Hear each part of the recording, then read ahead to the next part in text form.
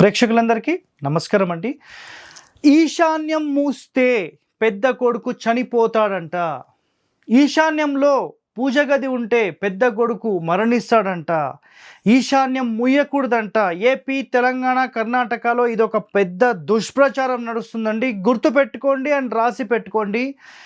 ఈశాన్యం అనేది ఎట్టి పరిస్థితుల్లో ఓపెన్ చేయకూడదు. ఈశాన్యంలో కిటికీ, ద్వారం ఎలాంటిది పెట్టాలని ఏ శాస్త్రంలో లేదు. మీరు కావాలంటే ఎన్ని శాస్త్రాలు తిరిగేస్తారో తిరిగేసుకోండి. ఓకే, సో గుర్తుపెట్టుకోండి. ఈశాన్యం మూస్తే పెద్ద కొడుకు చనిపోతాడని ఒక దుష్ప్రచారం నడుస్తుంది. ఇది 100% అవాస్తవం.